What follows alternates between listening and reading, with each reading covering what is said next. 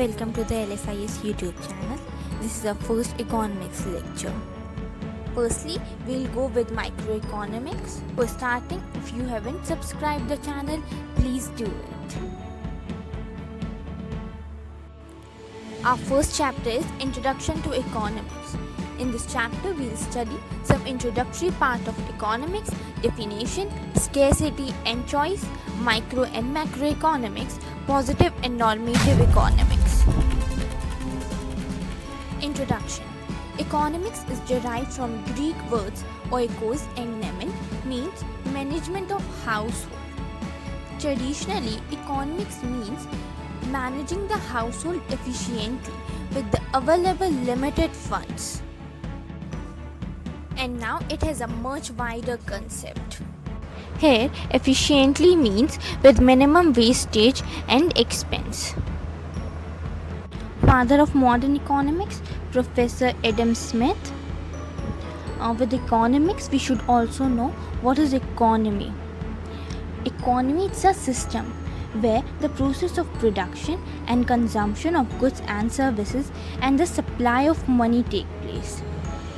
So, economy includes three processes: production, consumption and supply of money. So, what is production? Production is the process of converting raw materials into finished goods to make them useful. And consumption is the process of using the final goods and services for the satisfaction of our wants. And supply of money, as we all know that all the economic activities are done in exchange of money, and money supply refers to the money in circulation in the economy. And these are the three vital processes which an economy includes. Our next topic is scarcity and choice. In simple words, scarcity refers to a situation when what we have is less than what we wish to have. हमारी जितनी ज़रूरतें हैं, जितनी हमारी wishes हैं, उसके मुकाबले हमारे जो रिसोर्सेज हैं वो कम हैं. If we talk in economic words or economically, then scarcity is a situation when supply of goods is less than demand of goods. जो हमारी सप्लाई है वो डिमांड को मीट नहीं कर पा रही है. If we talk about the society, then every resource present in the society is scarce. As human wants are unlimited in number, if one want is satisfied, it immediately gives rise to another want. For example, if you buy a bicycle, then after few months you'll think of buying a bike, and after few years you'll think of buying a car, and when some new model came in the market, you'll think of buying that. It will never come to an end, as the resources are highly scarce, so each and every want cannot be fulfilled. So now the question arises, which want should be fulfilled? First, if we take another example, suppose Mr. A have 1000 rupees with him, and with those he want to buy fruits, he want to buy clothes, he want to do party. Then what will he do first? Because all these three things cannot be done in these 1000 rupees only. He have to choose any one option which is more important for him, which will give him higher satisfaction. Here comes choice. Choice is selection of an alternative to get maximum satisfaction from the limited resources.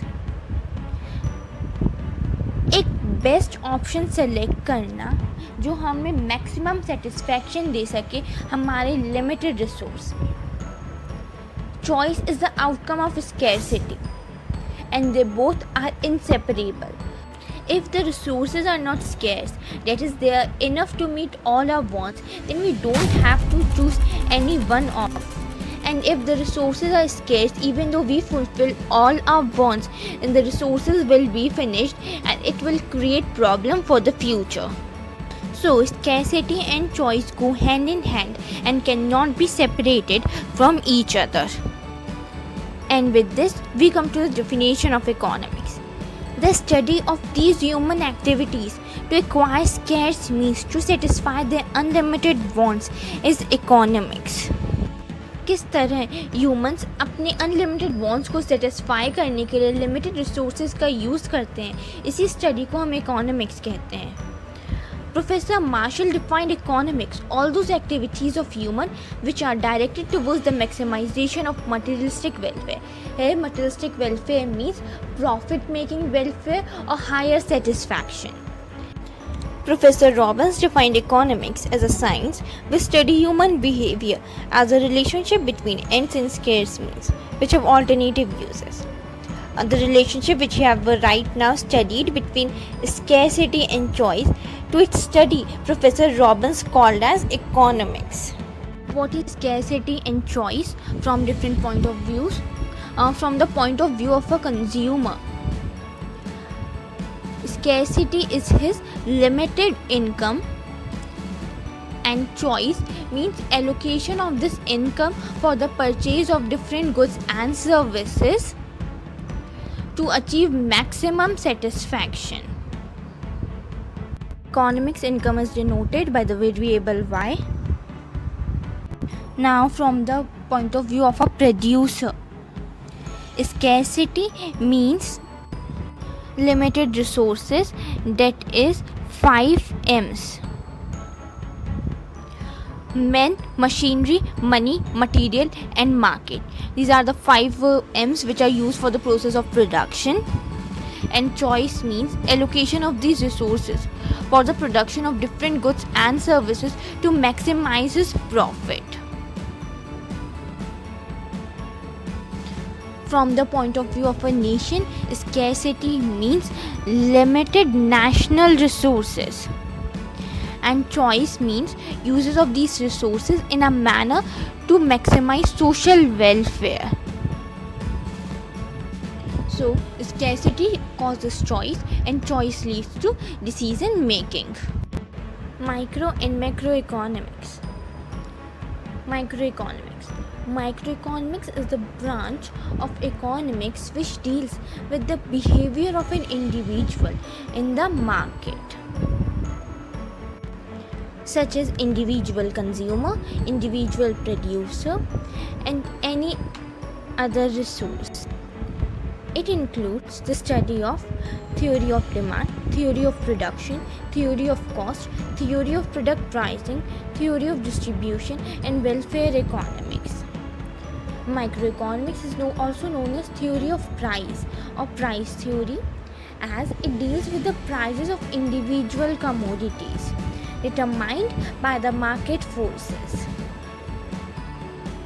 Macroeconomics studies the aggregate of all the economic activities of an economy. It deals with the economy as a whole. Macroeconomics considered the overall economy rather than considering an individual. It includes national income, national output, employment, general price level, economic growth and development, prices of foreign currency, and so on. Difference between micro and macroeconomics. Microeconomics studies individual units, whereas macroeconomics studies aggregate units. The scope of microeconomics is narrower and the scope of macroeconomics is much wider. The tools that microeconomics have are demand and supply of a particular commodity, and tools of macroeconomics are aggregate demand and supply of the whole economy. Macroeconomics assumes macro variables such as general price level, employment rate, interest rate, etc. to be constant, and macroeconomics assumes micro variables such as individual price, individual output, individual income as constant. Macroeconomics have limited degree of aggregation. As to obtain market supply, the sum of individual supply is needed. And since macroeconomics is the study of aggregation, so it has much higher degree of aggregation. Positive and normative economics. Positive economics studies the economic issues as they are. It includes what is and what was. It deals with the economic issues which are related to present, past and future, and the statement under positive economics are based on facts and figures, so it can be verified as it deals with actual situation. And normative economics, it studies how the things ought to be. Since the statements under normative economics are just opinions, so they cannot be verified. It studies whether the mechanisms are desirable or not. It discusses what are desirable things and should be realized, and what are undesirable and should be avoided. Here we come to an end.